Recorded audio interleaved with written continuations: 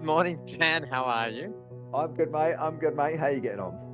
Super polished you are with your glasses. I must admit, you remind me of a professor from Cambridge, and I believe you went to University of Cambridge. Oh, mate, that was a long time ago. That was a long time ago. I've done lots of things, dipped in and out of a lot of things. I went to done lots of different jobs, but you end up in recruitment somehow, you know? Yes. It's, So then tell me about life in London. You grew up there, you actually went to high school, and then you went to Cambridge.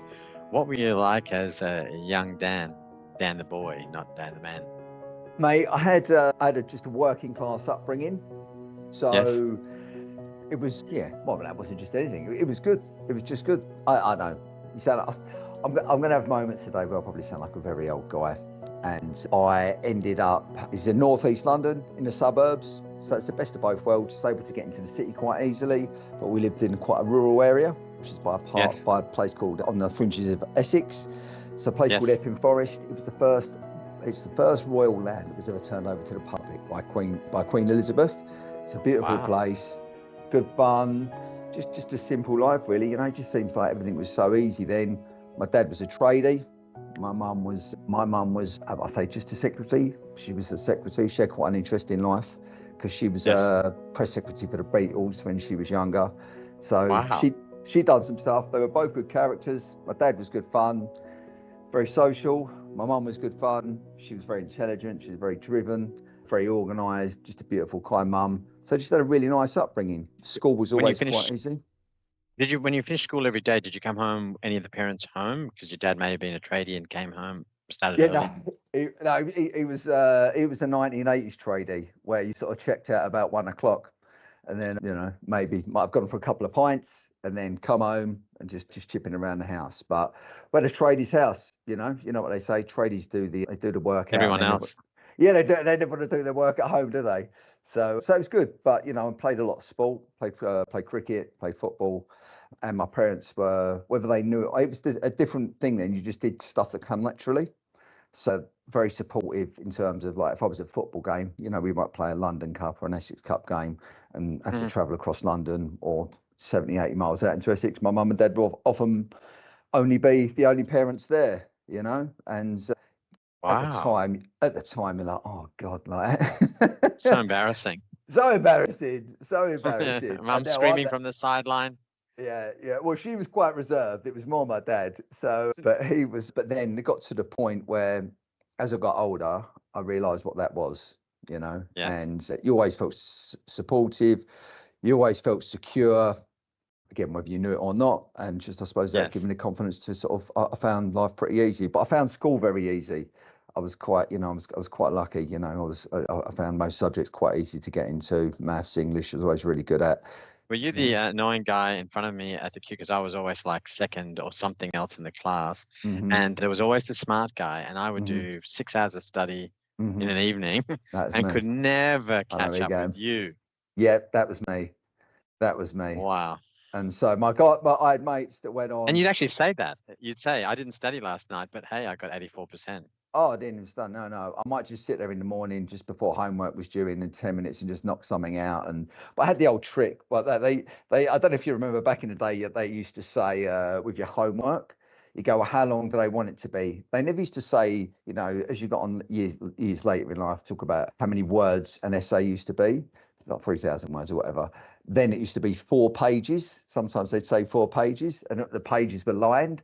And so I'd sort of do, like, make sure each word was really spaced out. And so I'd make it, and the point being, I'd do it as quick as possible. I'd do the absolute minimum effort, but I used to do well. And my teachers were kind of driven to distraction just a little bit by me, because they were kind of like, oh, he could do a little bit more. But, I just did what, I don't know. I just had good fun as well. I had a lot of mates, and it was just more about having fun, really. So, I think that's a sign of intelligence just there. A person who minimizes the effort and maximizes the output. It's, well, it's, it's and what's you going to need to happen with do more. AI, right? It's People who use absolutely. AI, it's going to say, look, I knocked this up. Done. Absolutely. But when you got A's, we used to get A's all the time at everything. And you didn't need to do more. Why would you do more? I'm not sorry. This is not great Yeah, for it anyone hurts, out there. brother. It Like, hurts. I don't know what kind of light I'm painting myself in here. I should have got So, you in with a cigar at the corner of your mouth, and you just, like going, it was easy. no. Okay, so Okay. then you decided to head to Australia. Yes. So did the study thing, did some work in London thing, and I'd Huh. never had any plans. But I suppose this is where life kind of really kicked on for me, because all of that, you did college, uni, did study, did work, did all of those kind of things, and then got to around. And I used to go and spend my summers traveling around Europe, and spent a couple of summers working on the Greek islands, just working outside bars, trying to entice girls in with the offer of free drinks and cheap drinks, which is very good fun, but very character building. Yeah. And then got to about 19, got to about 20 or 21 or whatever it was. And I don't know, everyone was just going to Australia. And now if you're about to go to Australia, you would go online to YouTube, or you would go and watch a documentary. There's so much information about stuff. Mm-hmm. The only thing was, I knew my brother had been to Australia. He'd had really good fun, and he said, "You should go and do it." I said, "All right, I'll go and do it." You And had me at fun. yeah, absolutely. And so I wouldn't have, my brother's, every night or not was quite a big inspiration to me. Well, he used to do a lot of very, very interesting things. And he would say, "Hey, you should really do this." And he had a very persuasive way of talking. So when he told you about something, he's never trying to persuade you, but he was like, "Wow, that sounds awesome." So I said, "Yeah, you should try Australia." And he'd come over here with his mates. And then he said, "Why don't you give it a go and come over with your mates?" I said, "Yeah, yeah, yeah." So I set it all up with me and my mates. I was the first to arrive here. And funny enough, when I got here, it's quite a long story, but I was actually pretty sick and I never realised it. And I actually ended up in the Prince of Wales Hospital in Randwick. I'd met cerebral malaria. Wow. So I was 24, Acquired from where? acquired from where I don't, they never actually know, but I'd been travelling through Southeast Asia, again, inspired by my brother. And this was, what was this, sort of late 90s, late 90s. I've done the Thailand thing, but then through Vietnam and Laos, and around that stage, Wow. Laos especially was not very travelled, so it was all very Yeah. much an eye opener for me. And I was a typical Pom, I'd sit there at night with the shorts on, the Aussies Shorts and a there, t-shirt. shorts and a t-shirt, no mozzie repellent. I didn't know what DEET was, and they were the other guys who come from those sort of climates. But at night I'd go home and I'd just be absolutely blitzing mozzie bites. What could go wrong? Yeah. What could go wrong? And then just got some very, very odd illnesses. Couldn't sleep for days. Just getting very vivid, quite frightening dreams.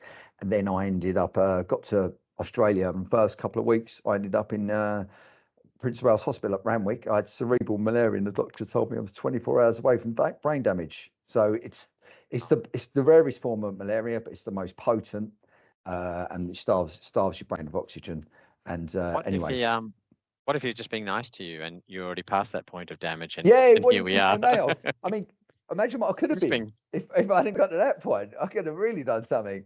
So this we could have owned 6 companies all around the world. I may do. Anyway, You don't know, Chris. Maybe I just get. But anyway, I was sick for a while, and then it was quite debilitating. So I ended up just staying in Sydney. The plan was go up, travel up the East Coast, but before you know it, I just stayed in Sydney, and I just done one job for another. Just done, at that time they called them contracting, but back in the day we used to call them temping.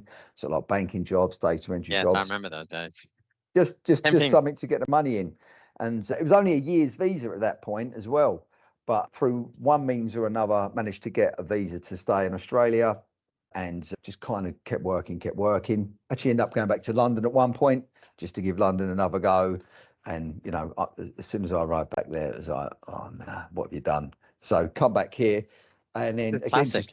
just floated Almost around. every English person Yeah, that comes in goes back and then comes goes back, and then they come back again. That's what they do. I've actually Yes. got another mate Yeah. who's done that now 4 times, gone back. So but he's back there. But I ended up coming back, and then just floated from job to job, and then yeah, you just you get to sort of mid-20s, and some guys have an idea of what they want to do for a job, and I never did. I just kind of just did whatever came my way, whatever was easiest or made good money or what I enjoyed. And then just one My day, partner at the time, at 18 years of age, packed cigarettes as a temping job. Cigarettes into yes, cigarette boxes, yeah, and you got paid for that because they didn't have automation at yep, that stage. And how crazy you'd never. yep. She would never smoke, but it was just part of the thing. But going back to 2 points, the first one is when you arrived back in England, what did you notice that made you bounce back to Oz? First point. And then secondly, I recall that you did derivatives trading, and it reminds me of the junk bond king Michael Milton Right. from the Okay. 80s. I don't know if you remember him. So tell me about the UK back bounce and then Yeah. about your derivatives trading, which is pretty exciting. So I'll go back. The derivatives trade was actually trading. It was just what they called a runner. So what you would have what they called the open outcry when you see the guys in the pits going mad, Yeah, yeah. screaming and shouting. And we were the guys that used to run around, get the tickets, put them into the sort of the terminal with the data entry. They would match the trades up, and it was your job. We was what we called a brokerage house, and what a brokerage house would do on behalf of the big banks like your Goldman Sachs and JP Morgans, mainly the big American banks, but yeah, the British banks as well, and the European banks. They would do the brokerage house would do a trade on their behalf, and then you would allocate those trades on. The brokerage house earned that money. But the big job was making sure that the trades that you were putting into the terminal were matching up with someone Of else's. course. So Yeah. as soon as they matched up, they disappeared from the screen. That was it. And sometimes you'd have a page of, all you'd see is a page of the trades that were unmatched, and that's the thing you had to keep an eye on. But Yeah. when things were busy, you would have 20, 30 pages of what they used to call unmatched trades. Why is this not unmatched? And you go around to another company and they'd say, we just haven't got the cards in yet. Or what you might have is that you'd put a buy in, the other side would put a buy in as well. And so they what they call mismatch. And obviously, if it's quite a big trade, someone thinks they've bought, and then actually they've sold. And if the market's turning one way or the other, they can be tens, hundreds of thousands. So it was high Yeah. pressure doing that, and especially when you had quite big guys screaming and shouting in your face, I need to know this, I need to know that. And Pays you're that buy young or as well. sell. You're Yeah. young. But anyway, it's very character building. I'd say that was kind of one of the most formative things I did. But then anyway, years later, that's some of the experience that I didn't really stick at it. But then years later, it was experience I was able to use on for temping jobs. And when I came back to London, funnily enough, I went and worked for BP Oil and did some of that there. But then when I got back to London, like funny thing is when I left London, when I was in my early 20s, I still thought it was a great place. We had great fun, me and my mates. It was never anything but fun. But when you look back on it, it wasn't a healthy lifestyle. What was enjoying was fun. By that stage, coming to Australia, it was more what I discovered. Life was different. You could still go out, you could still go and have beers, you could still go clubbing, but then you could go to the beach, you could go camping, stuff like I discovered camping. You could go somewhere for the 3 or 4 days just sitting by a beach. It was amazing. So then when I went back to Yes. London, it wasn't so much what I didn't like about London. I still love lots about it. It was more that other side of life. There was other way that life could be lived. That even if I hadn't thought about it deeply or tried to process it, I'm like, maybe intuitively, I thought this is probably the way you should want your life to be leading. Isn't it funny when you had sugar and sugar, it can Hmm. desensitize you, and then you look for that extra cherry on the top of Yep. Yep. for the comparison. But coming back to, sorry, you go. No, I was going to say, you just sometimes maybe it's just me, but sometimes you just make decisions that are quite instinctive. You just sort of go, or I mean, it's just what I knew what I wanted. It's just I kind of by that stage I was getting to like mid-20s, and the whole grind of going out all the time, as great as it was, I think deep down I was like, oh, is there a little bit more? And that's what Australia offered me. So. Yes, it's next level. And I love London. Visiting there, it's larger than life. And certainly, Mm, if you go across your Monopoly board, the names that you come across whilst walking in yeah, the yeah, city, yeah, yeah, it's so striking how our language is intertwined with what's reality over there. yeah. So I was going to say that cigarette story I told you about the automation, and then your story about the trading floor, Mm, and now what's happening with AI has a thread going through all of it, hmm. in that we're always scared living in the present moment of what's being automated and lost. And Yep, quite honestly, there is so many more jobs and business opportunities being created yep, by AI right now. yep. And our focused natural human being traits is that we look at what we're about to lose and Hmm. maybe not make the move fast enough. And there would have Yep, been people in those old jobs that you had that actually yep, lost their jobs and maybe retired yep, or found it a negative. And there's yep, other people like yourself that jumped and moved on. yep, And that's what I think I'd like to emphasize about the thread, that those who can see a future are moving yep. towards it. and Yep. those who want to see their fear are hitting the dead end. Yeah, no, absolutely. Because the thing is, there was a time, funnily enough, I bowed pretty quickly. Like I got made redundant from one job, Yes. and again, instinctively, I thought, this isn't a great place to be. You know, the people that made a success of it, they were very, the characters, they could, you know, you had to have a lot of, I wouldn't say aggression, but you had to be, you know, you just had to be, you know, people talk about the Wolf of Wall Street and stuff like that. You know, you wouldn't want to go to those extremes, but, you know, you had to really find a character within you that could be just, you know, to succeed. I thought, I don't know if I want to be that kind of character. Mm. So I moved on. However, a lot of the guys that stayed on, it was only another 2 or 3 years later that the automated trading came in. So the guys that were standing in the pit that were put aside, and now suddenly guys just did it all online, which realistically is how it, you know, would make 100% sense. And a lot of the guys would have made money there where they would be standing in the pit, where they would see what's going on. They could get that human feel, they could know what's going on. So they'd be trading off the back of that, suddenly doing all of that online. But there was actually a lot of guys that got stranded that they'd made so much money doing something like this that came so instinctively to them that ultimately, once it all went online, they lost that. But in terms of the AI, it's funny. This is the thing I'm quite interested in, and it's more around that impact upon human society. I love the impact it's going to make on health, stuff like that. You know, the health benefits, all of that kind of stuff, and analysis of problems. But you do wonder if there does become an endpoint where you suddenly go, so much stuff can get automated. There's obviously going to be some sort of human oversight, but I don't know.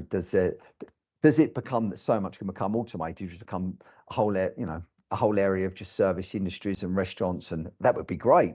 But I just don't know what that where that end point is. I'm not saying I'm Yes. fearful, and I say if it's there, you may as well, you know, as an economy, you know, whether it's the Western economies, whatever, you may as well rush towards it because if you don't, someone else is going to. So you've Yeah, got and to the rush towards it. ideologies between the countries, there's different economic systems, right? And Yeah, I can see why we should be moving towards it. But you know, the old days, Dad used to lawn mow, yeah, and he used to make us lawn mow, and I just about chopped yeah. my toes off once. So he They had automated those. his.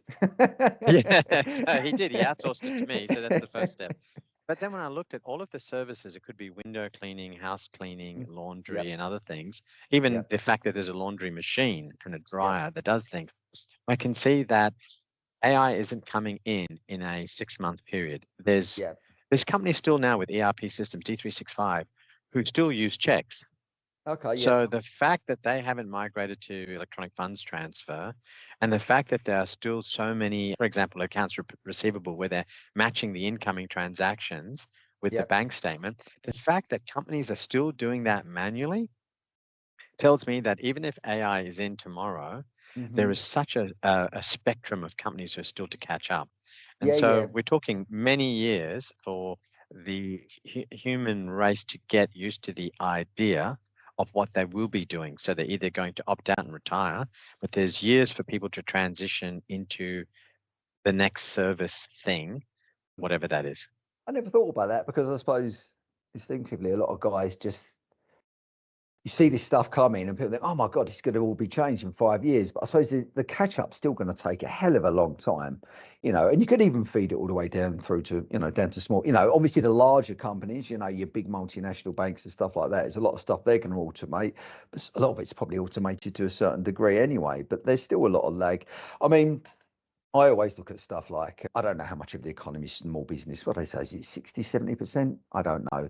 Mm, I may have overestimated that, but let's call it 50, 60%. There's so many small businesses out there. Whatever AI does on a day-to-day level, there's still going to always be the call for small business. So how far it actually impacts people, I don't know. I think I've answered the question I was answering earlier, but asking earlier, yes. but you get what I'm saying. So yeah, no, good point though. Yeah, it's not There going to is a come graph that overnight. there's a graph that shows the diffusion of technology, and it always shows that there is a bell curve, and you have the early adopters right up the front, and then you have Yep. the laggards right at the end. And Yep. so there's a whole group of companies that are waiting to see what benefits and Yep. pain points the early adopters go through. So Hmm. I can just imagine that we do have time Yep. to turn our ship. But if your retirement is in 10 years' time, Hmm. maybe there are a group of people, a cohort, that's just going to keep their head down, keep winding through the pay Yep. packets and Yep. run it through to retirement. Well, I mean, the thing is, there'll be a couple of people that will get hit badly. I always think of a guy that I knew. He bought a business which was, do you remember, like with real estate, that you take the shots, the photos, and he bought a business, and he would have bought it for quite a lot of money. Where basically it was kind of like taking the photos of the houses from a top shot, and it'd be like using like a cherry picker. So he'd get this cherry picker, put Yeah. it up, take a photo. I'm not kidding you. He bought that for quite a lot of money, and about 2 or 3 years later, drones came out. And so suddenly, instead of having to pay this guy X amount to do whatever, a real estate agent can have his own drone. You just fly it up, and the guy's business just pretty much disappeared over that did Evaporated. disappear Yeah. overnight. So there will be, but I Yeah. mean that's just business, isn't it? Things just change, and who gets hit. And equally, there's another story of a guy who sold that business, and he's laughing. He said, "And then I invested into stocks." Yes, And so, and then I went and so bought we're a load always of here. drones. There's always someone. Okay, so then you moved into recruitment. So tell Yeah. us about what are you trying to do in the recruitment industry, and why were you attracted to it? Yeah. So I suppose it's more how I fell into it. It's probably not the most glamorous story insofar as just used to drink in a pub in Sydney CBD after doing one job and then another. Quite a few guys in the industry, English naturally. Anyone that's dealt with recruiters will know there's a significant number of English people Yes, in there. there is a And magnet. yeah, and everyone's got their theories on why we're in there. I don't know. You might espouse a few of them, but there's a certain tenacity about that comes. I think Australia's it's an easy place to live. I'm not saying Yes. England isn't, but relatively, whereas a lot of people in England, you maybe have to graft a little bit harder to get somewhere, and that graft translates itself well to recruitment. So just a few guys I used to know in the pub. They used to all work within recruitment. A couple of lads that I knew, they had their own recruitment business, just two of them, and they just said, "Dan, what you up to at the moment?" I says, "Oh, not a lot." Funny enough, one of the guys actually asked me to join his band as a lead singer because he was in the pub listening to a load of music. And he says, "Oh, you like all the music I do?" He says, "We're looking for a singer. Do you know this song? Do you know that song? Do you know that song?" So I rattled off 5 or 6 songs and knew them all. He said, "Come on." That didn't last very long, but the recruitment was different. Then he asked me to join his recruitment company. And so I was literally just sitting on the phones. Okay, Wow, what? you saved us twice. Not Yeah. singing and Well, the going into first time recruitment. I did it, that didn't last very long at all. But so it was just coming in, sitting on the phones, doing candidate calls, and that was around. And they used to do a lot of .NET recruitment. Okay, Yes. so what do I do? What am I looking to achieve? He said, "Well, we're that busy. We're getting lots of applications. We've got lots of roles. We've got lots of clients. What we want you to do first is just, got a load, 60 people applied for this role. Just sit there and talk to them." And step by step, they kind of took me through what you're looking to do. Wow. You're trying to work out, but then it was all about working in a certain vertical market, which instantaneously become .NET. And around that time, it Yes. was VB.NET, ASP.NET, C Sharp, and also old school ASP and old school VB. And Hand coding, by the way, hand coding of applications, drawing the boxes and the little yes, buttons. that's right. Unbelievable the effort people put into a single form, and Hmm. D365 just gives you 10,000 forms. But it's amazing that guys had to do that, and but so that was it, and just step by step, they said, they might have reeled me in because then originally it's like, okay, we're going to pay you cash. So they started paying me cash. And they said, if you talk to someone and that's a placement, you'll get paid $1,000. Okay, all right, cool. So I did that. And before you know it, they got to the point, I've been doing it for say 4 or 5 weeks, and I was clearly quite good at it because then I was starting to ring clients. And they says, "Mate, we owe you so much money now. We're actually going to have to put you on the books because we've got to pay your tax. You don't want to fall foul of the tax man." I didn't quite work this out. It's only years later I reflected. It was like, "Oh, okay, so we need you to sign a contract." "Oh, okay, I sign a contract." And you think you're quite. It's only years later I realised what path I've been led up to. So anyway, I just signed up, and then before you know it, yeah, I was just working my own desk, just working on .NET. And funny enough, now when I do recruitment, it's all across the country, So, but then it was just .NET, and it was just Sydney, and that was about Yes. sustainable enough. And There'll be newspaper advertisements as well, I presume. I think no, it would have been early Seek days, and I think it would Okay. have been. There's another one called JobServe that was Yeah. around at the time. Wow. I don't know if you remember that. I So remember that Monster Board. Monster, yeah. And so and I just quite liked it as well. The guys I worked with, there was actually ended up being 4 of us, 4 English guys in an office down in the end of Pitt Street. And we was all the same ilk, so it's Friday beers and then Thursday beers, and if things were going well in the month, lunches out. And the money was a lot better than I'd been used to. But all the same, what I kind of liked about it was just making something happen out of nothing and solving Nice. problems. So, just out of one day, someone would kind of ring you up. Hey, Dan, we need this guy. Can you help us? Okay, I'll have a look around. And then before you know it, as you're talking to people within that circle, they would be saying, oh, I'm glad you called actually, because I'm not looking, but I'm looking for someone for my team. Oh, okay, cool. All right, well, I'll make you. And obviously, because you're working in that one sector, if you've got 20 C# developers you're looking at, one thing leads to another. You're looking at one client, and before you know, you've got 3 or 4 clients who are looking for roughly similar. Then you're suddenly just making stuff, and I enjoyed that. But what I enjoyed, and I enjoy this even more to this day. I always love learning and discovering things. I just loved finding out about new industries as well. So one of my first placements was with the publishers. And so they took me through the ins and outs of the business. Then another one was a trade and logistics company. So I found out about the trade and logistics company, manufacturers. And before you know it, I'm like, oh, wow. And you're learning all about these different businesses. And I just always really enjoyed learning that. And to this day, like I'll be out in company and someone can name it socially and someone can name a company. I'm like, oh, they do this, they do that. Now, how do you know this? Like, you just end up knowing so many companies. And that was one thing I enjoyed as well. And it was I just enjoyed the full circle. I enjoyed, and I still do, the full responsibility. And I don't know, just enjoy helping people as well, because that's what you're doing. You're helping people on both sides of the fence. Whether you quite get the gratitude sometimes is another question, but Yeah, I think it's a great skill to have, to memorize all of these individual details, yeah, and then to constantly, it's almost like a radar that's constantly on, and that's these right. people are telling you their problems, and you're constantly joining the dots. Yep, And they may not say directly, I want this type of person or this type of skill, and you're yep, just able to elicit it from the person, yep. and then go, you need this guy or girl. Hmm. Okay, Have you so you're in. Yep. go, mate? No. Go ahead, Chris. Right. I'm looking at the wording of ETE, endurance, technology, and engineering. I can't Yes. imagine how you got to that. Tell us the Okay. background. So if you look at the website, there's actually a picture of a load of guys storming into the sea. Mhm. And it's great. It's grey and white. And there was a guy called Ernest Shackleton, early 20th century Yeah, polar explorer. Do you know him? yeah. It's Yeah. actually quite a So big story what happened to him yeah, in the in the North Antarctic. Pole. Yeah, The Antarctic. south in the Antarctic. So Yeah. they went down. I don't know if it was the same jet, but they went down on a scientific expedition to check out emperor penguins. Yes, got locked in. Got locked in, got landlocked, and that was the Endurance. So even though the Endurance got landlocked, Wow. Yeah. it actually And ended they up pulled it through the ice, trying they to did, but break it through for a little while. yeah, but they had to abandon ship at one point. But I just love the tale of human endurance that came out the Yes, you're back of it. right. It's one of the true great stories of human survival and They sailed leadership. to Argentina or something like that, somewhere in the south. South Georgia Island, Right, I right. think they made it to. How they made it, I don't know. I mean, the stuff that these guys were wearing was antiquated, you know. But again, Yeah. Ernest Shackleton's an amazing guy. I actually wanted one of my first kids to be called Shackleton, but my wife was having none of it. And I'm trying to get a dog years later, but she was having none of that either. You could change And your own name in I, defiance of I her. could really, I suppose, if I was truly that inspired by it, and she never put that to me. That's a good point. But yeah, no. So that's where endurance come from, and I just love that story. Yeah, And then technology yeah, and engineering.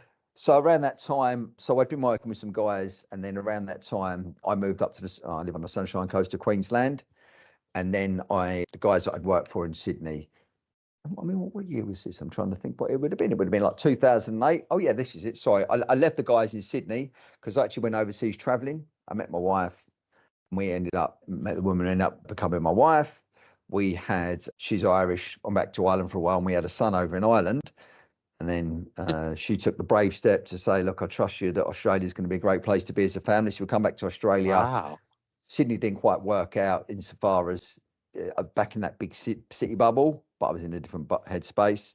So we made the decision together to move up to the Sunshine Coast, and remote working wasn't such a thing. Then I had a bit of a vision that I was going to work on the boats on the Noosa River and stuff like that. And then, it was like, well, that didn't quite work out. That doesn't. And I had a friend who was working with at that time as an Oracle reseller. and he was doing the recruitment for them, but also doing external recruitment. And they said, we'd like to sort of add a Microsoft arm. So I started doing stuff for them, but then, and so I was pretty much doing fully remote around that stage. And that would have been, like I say, that would have been 15, 16 years ago. And fun enough, it freed me up. I didn't have to travel anywhere. I was just sitting in an office doing X amount of hours a day, and not having to travel an hour in, hour out, and it was so awesome. And then, but the Oracle reseller, they just decided, look, the recruitment, we're just not going to do the recruitment business. And then, guy was someone who I knew from the business, around business, in business circles. He's been quite big in Fairfax Digital. He said, do you want to sort of set up a recruitment firm? And we were going to do technology or engineering. So I was going to didn't know whether to do IT, but around the time engineering was pretty big, and he had a lot of inroads into sort of the sort of engineering space in and around mining. So we kind of looked at that, set it up, but then as it is, you can only do so much. The IT kind of took over, and even not just that in IT. even that you got to be really, really effective. You have to be very, very niche. And to this day, like I say, it's still Microsoft technologies. Like I speak to guys now who would have been, might have placed them as junior developers sort of 15 and close to 20 years ago. And now, they're not just practice managers and their own software consultancies. So, the longer you're in it, the easier it gets as well, because you've just got those contacts. But to this day, I still enjoy, just moving around the circles, still making the 360 thing happen. Yes. Let's talk about employers. There are obviously the two camps. You've got the candidates and you've got the employers. Yeah. When I think of the jobs I see online, I imagine there's a percentage of them. Yeah. And there's different markets. Obviously, I was speaking to a gentleman, Ryan Carolyn, who does the US market. Okay. He's saying that there's a huge volume of hidden jobs that come through his desk, and they just get connected and done. They don't even appear. Yeah. But for Australia, it might be different. Tell us about your understanding. Yeah. No. So guys will ring up and they say, I'm just ringing about this job. And one of the first questions is, I sort of say, okay, cool. Do you mind if I ask a couple of, if I don't know them, I know most people in this sector anyway. So when they ring me up, I would have had some dealings with them. I don't have to ask them about themselves. But if it's someone that's quite new to me, I'll say, look, before we go any further, do you mind kind of just find a bit about yourself, what your circumstances are, because you need to know all of this. And they'll go, well, can you just tell me about the job? And one of the things is, well, look, I can. I says, but if you've got this set of skills, I might have another 3 or 4 roles available, because you don't need to advertise. If you need a D365 finance and operations supply chain consultant, you might have a couple of different consultancies. You might have one end user. You often have guys as well where people say, look, we're not actively in the market. If you find someone that's got these set of skills and they're interested in this, we might have something. You might know about a project that's soon to kick off. So a hell of a lot of it's people not should online. keep in touch with you then. Well, you said it, Chris. So, and people, in fact, people don't. I get a lot of people. The challenge is you're always, whether it's the market's quiet, whether the market's super busy. I won't say you're too busy, because you should never say you're too busy. But when it's that quiet, you've got guys ringing you up all the time and saying, "Hey, what are you up to?" It's nice to have a chat with everyone, but at the same time, when the market's super busy, you're all out trying to find people. The roles are there, you're trying to find the people. But then when the market's really quiet, we're going the other direction, where sometimes everyone's ringing us up all the time just for a chat, just to see what's going on in the market. And you're having to do those chats. So it's trying to find the balance of making everyone happy, but making sure everyone's getting what they want. But there's always, you might put one ad up. There's always probably going to be, it's likely to be 2 or 3 roles on the back of it. Yeah. Okay. Can I ask then, do you see any move towards freelancing to fractional roles, where someone is available for 3 days a week and they're just saying, okay, and what's or even short-term contracts? Yeah. It's just that everyone always talks about a role as being 5 days a week, 40 hours. Yeah. And I know there's a social need for less. Yeah. So you do get quite a bit of that. There's definitely been a movement over to that. There's quite a few guys that I speak to. Obviously, it's guys, it depends what people's circumstances are. We get a few returning to work mums where they've been a consultant, they've had 12 to 18 months maternity leave. And then they say, I want to come back in, but I just want something for 2 or 3 days. And that's where we're pretty good sometimes, because they'll say, well, look, I might, they might be talking about a role, and they will instantaneously say, I'm not sure if I'm right for that. And you say, well, look, I might have something, and you might be able to ring, say, one of the consultancies that say, look, our support desk is really busy, but we can't quite afford another consultant. Exactly. But if you've got someone there or you might just have had this chat, and this is what I like the job, because all you're doing is chatting all the time. And then you say, hey, well, I might have something. So you get obviously like a few of them, but you also get a few consultants that say they just don't want to be on one project. It just doesn't, it's not how they roll. They kind of would like to be across maybe one or two different customers. Dynamics 365 BC consultants are pretty good in that regard, because obviously the projects are smaller and the customers are smaller as well. So they would tend to set themselves up where they might do 3 days a week on one project, 2 days a week on another.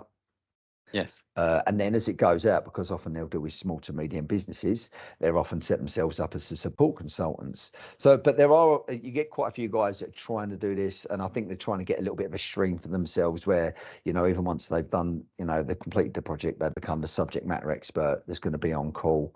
But even just from a lifestyle perspective, we are getting more and more people that are just saying, yeah, I just want 3 days a week, 4 days a week. And the interesting thing is, if I was an employer sometimes and someone offered me that, and you just have to pay someone pro rata 4 days a week, I reckon a lot of the people that end up setting themselves for that, and they're good for it, you probably end up getting close to a week's effort out of them anyway. If they're I think really, really good, they tend to totally be agree. more focused.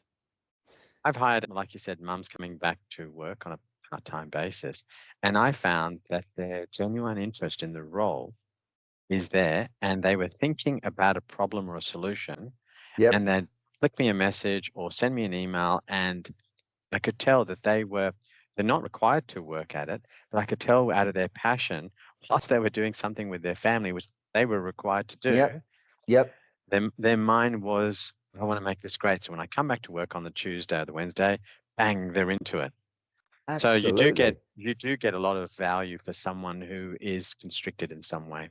So we were talking about the fractional roles, and then one of the other aspects of fractional was that they have multiple clients. Hmm. And look, often when I hear employers talking about contractors, they see them as people of a lesser god.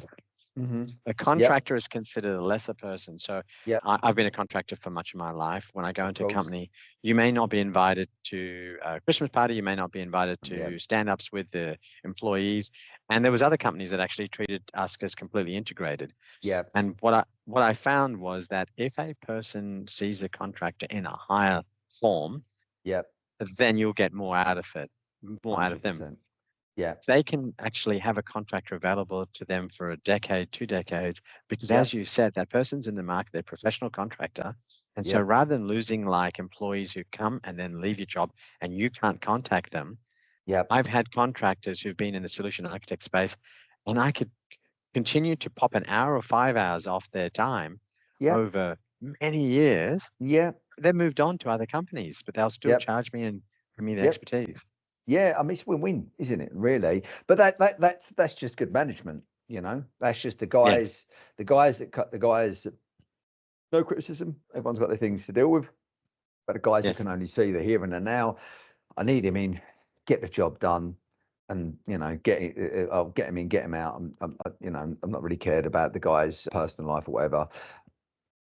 Okay, fair enough. There you But go. realistically, longer term, you never know. You might need that guy to come back, and you might say, "Hey, listen, that thing you did, are you able to maybe just now do this?"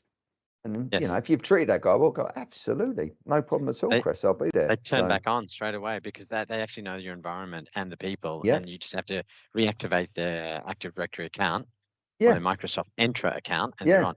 it's Tell me easy. when the employers come in, what's the level of either information that you provide them to realign them to what the market is? So Yep, in a few years ago, there was remote and there was a yep, resistance, and now there's obviously moved back to hybrid. yep. What other information are you giving to employers to help them understand the mindset of Yeah. employees? Look, again, that's all reliant, from my experience, on the managers. Some guys will say, "This is what we want." They come in with the unicorn requirements. That's fine. What client wants, we'll try and get for the client. However, we will try and manage those expectations. It's good for people to know the remote and working from home, be the hybrid or coming to the office. It is a movable feast. It is totally movable at this moment, and I'm pretty certain it's going to continue to be movable, because if someone says to me, I'll give you an example. I was looking for a developer recently for someone. They wanted them in the office in North Sydney. I just said, and they've been looking for 4 months for a person, and I'd said that, this is one of your issues, and he knew that. He says, but my HR are telling me this is it. And it's a large corporate company, so he's pretty. I said, okay, cool, but then please understand, whoever I put in front of you, it's the best of the people that are willing to come in the office 5 days a week. And then, yeah, but then, you always do ask, if I find someone that can only do 3 or 4, and then sometimes it's just a little bit of nudge, but you make the customer aware that it's going to limit your options. Some people, like this customer, accepted that and says, look, I know, I'll just take the best of what you can find me. But then other guys will sometimes people will just, this is old school. Some people go, well, people should be coming back to the office. That isn't the conversation. The conversation is, yeah, but this is how it is these days. But the interesting thing that I am finding, it works both ways now. Well, I've had guys who people are, I will say I've got a fully remote one. They're like, I want to go to the office a couple of days a week. And like, well, these guys are in Melbourne, you're in Human beings. Brisbane, and you're like, oh, no, no, no, no. And it goes. The problem is sometimes that there's so many different ways it can be configured. That's whereas if the best of both worlds is if you get the guys who could say, look, if you want to work all the time from home, great. But if you can get into the office 2 or 3 days a week as well, great. But if you're turning it on whilst you're at home, that's no dramas. The one thing that I do think is fair. Quite a few customers I'm getting asked saying to me is that we want people to come into the office just because the vibe. You come in, you know what it's like. You get 4 or 5 guys, or the 7 or 8 guys in the team. You get them together once a week, twice a week, just to know each other, just to get that connectedness to the team, to the project. And then, because you get guys that leave after 18 months, and like, I don't really feel part of it. Have you been in the office? How often do you go to the office? Oh, I never go in. For me, There you go. Yeah. there's no judgment there. It's just, it's an experience that I'm seeing.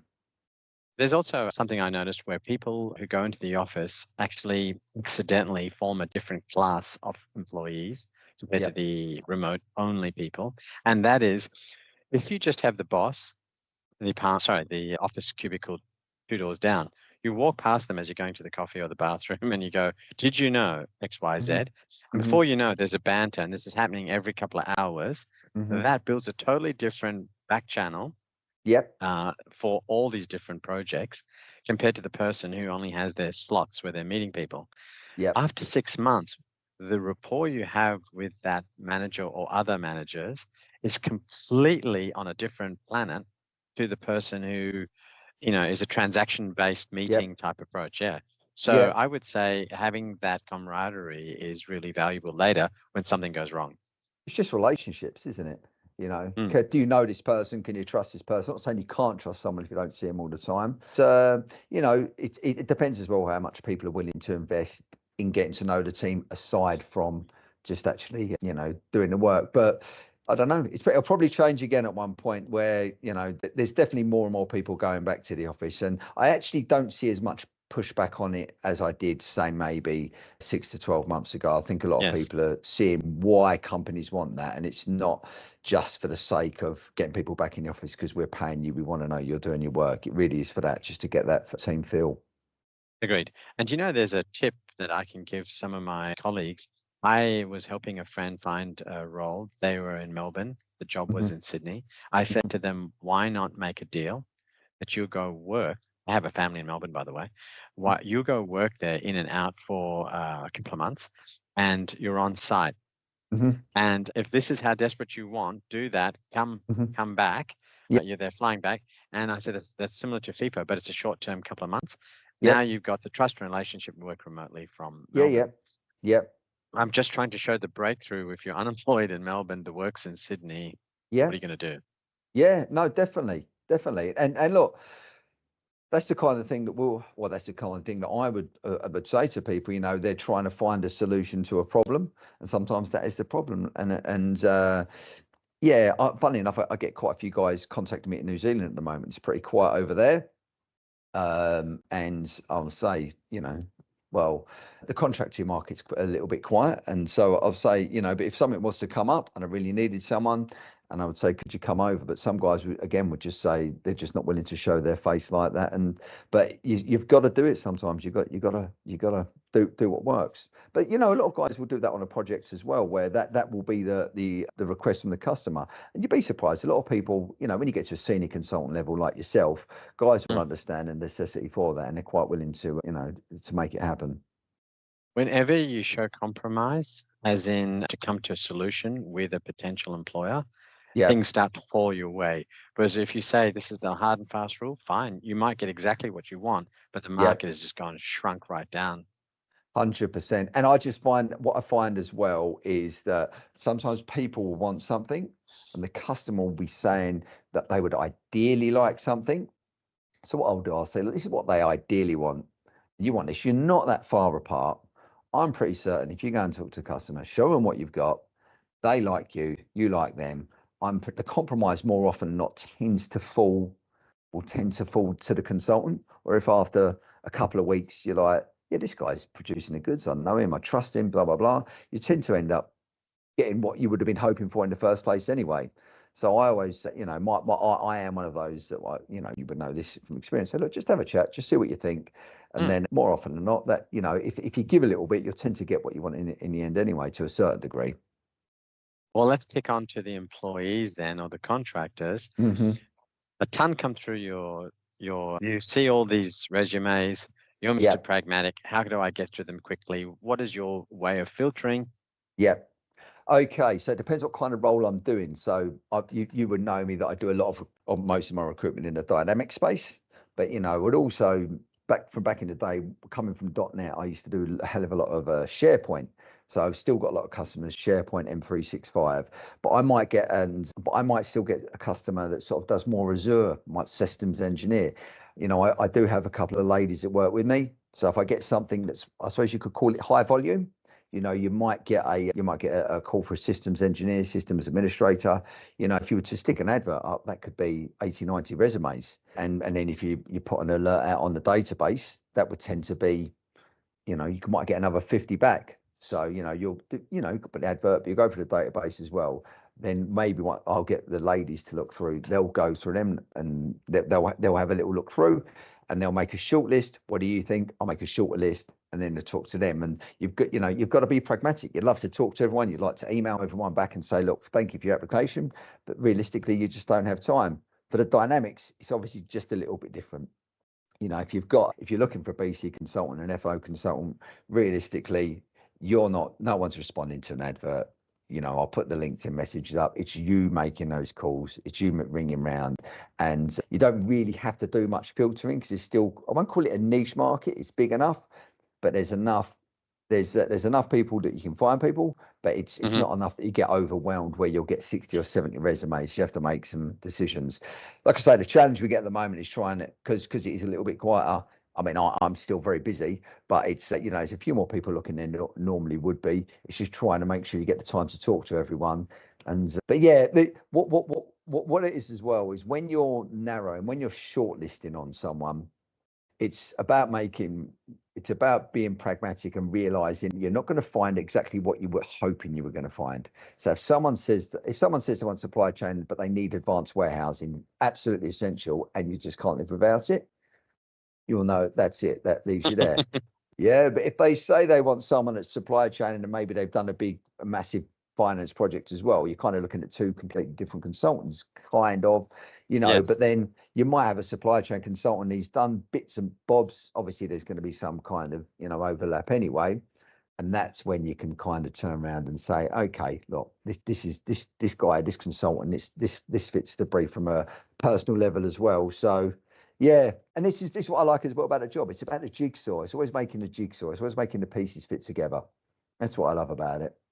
And I guess exploring with both the employee, the Yeah. fact that these jigsaw might have missing pieces. So, do Yep. you want this job filled, role filled, or Yep. not? Yeah. No, and I think I said this year, but before, it's about the management of the expectations.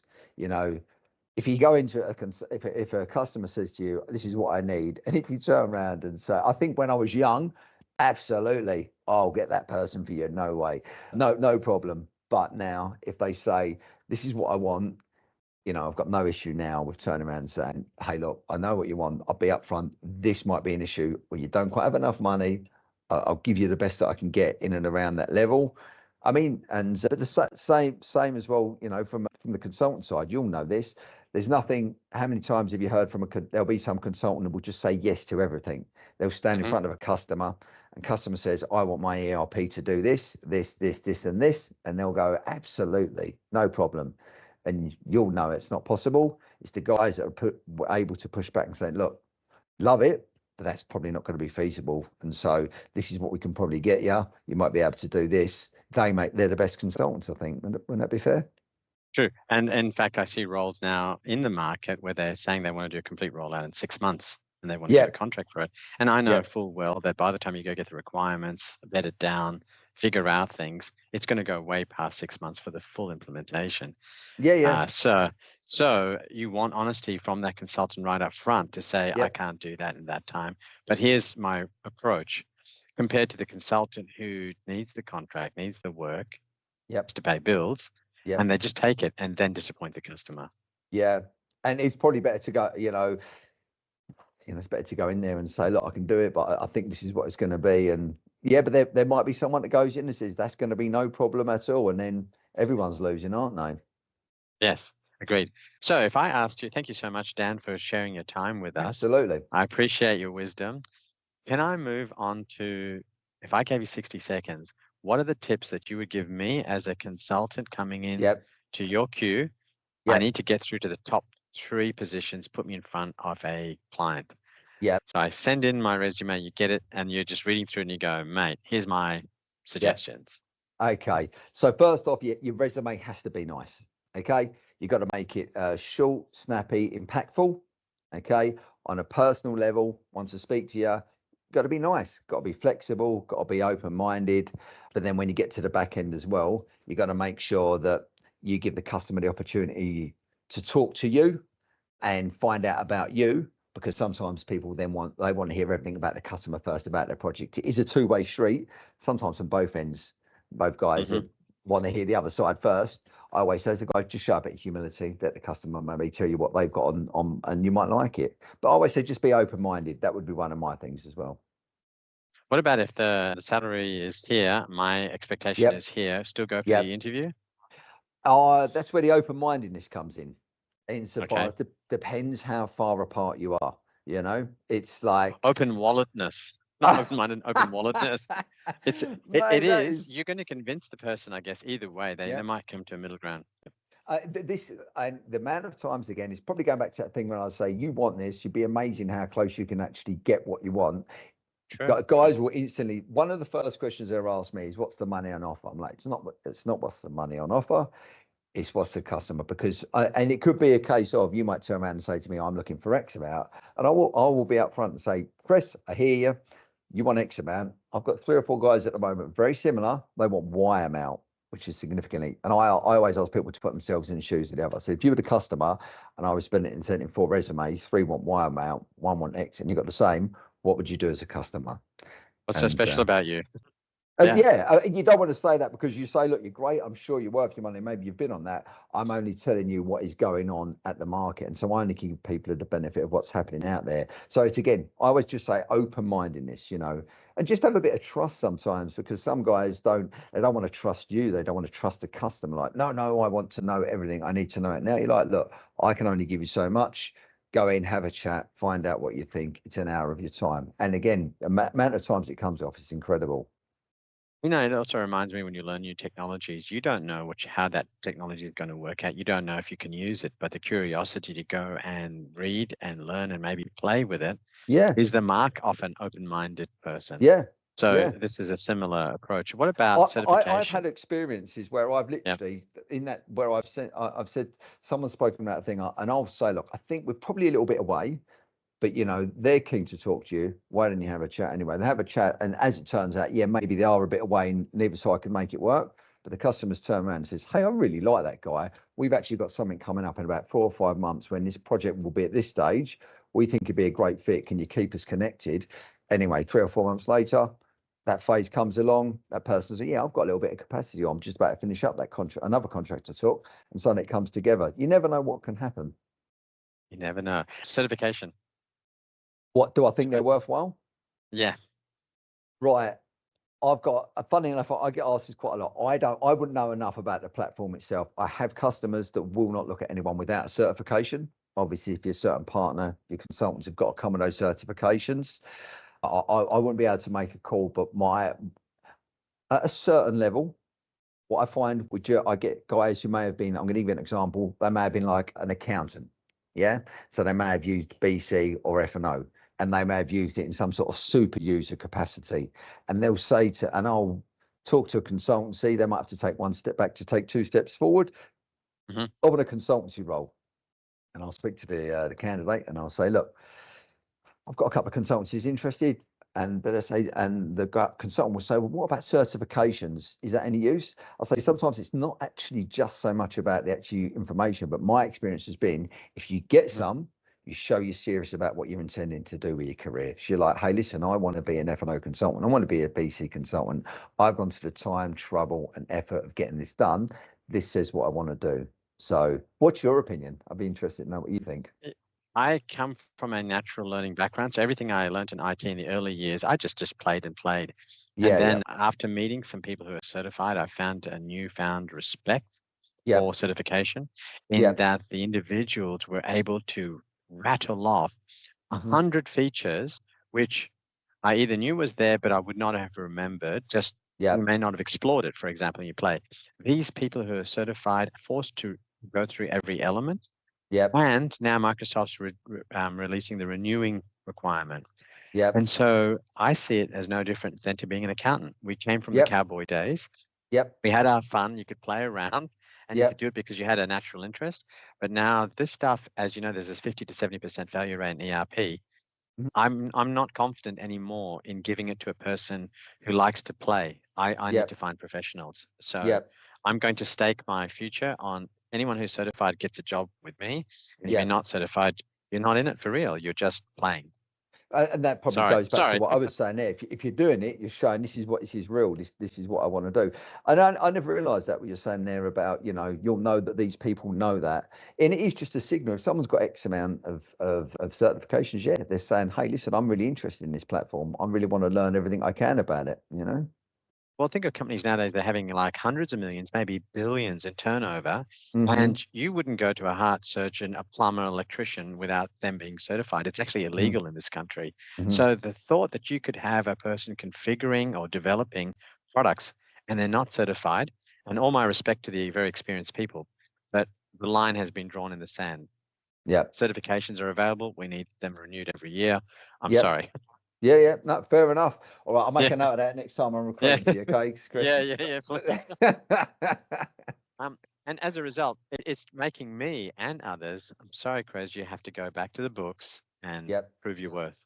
Yeah, no, but I mean, Yeah, learning is never a bad thing. Let's face it. And yeah, I think it just shows if people want to learn, it just shows like an aptitude for something about their mindset. true. One of the clients I was at previously, we actually counted the number of certificates that we had from the 150 people in the team, Hmm. and monitored it and said, we'll give you incentives to certify, we'll pay for things, Hmm. so you can do your course, we'll give you time off. Hmm. The aim was to double the number of certificates in 12 Hmm. months Yeah, because and it helped them and us. absolutely. And the funny thing is, I've got quite a few customers, consultancies, the smaller consultants especially, where when they take someone on, it's a bit more of a gamble. Like if DXC or whoever go and hire someone, it's just another consultant. They can probably, if one or two don't work out, Yeah, they can good probably point. afford that. They can cover it, yeah. I can cover it. If you go to a smaller consultancies, and there's a few of them might only have 10 or 12 people in. Every time they make a consultant, it's a significant investment of time and money. They're going to pay them X amount. And so the And first thing, and personal brand, brands. Yeah, absolutely. The customers are, they're treasured. Like you screw up with one, it could be, devastating for the business. And often what a lot of them will do, they'll put incentives in, so, okay, this is your starting salary. If after 3 months, once you've got certified, we won't just pay you, we won't just support you in it. You'll get another bonus or you get a salary rise and those kind of things. And again, that's that shows you that sort of is the value for them. They can obviously get them out as customers, as qualified consultants, but it also just sort of knows they're getting the knowledge behind them. And again, just shows a signal. Yeah, consultants say, yeah, I'm prepared to learn and back. That's what I want to do. It's been wonderful chatting with you, Dan, and such a pleasure. Thank you. Yeah, thanks, Chris. And mate, thanks for choosing me. And truly, mate, I'm honoured. It meant a lot to me.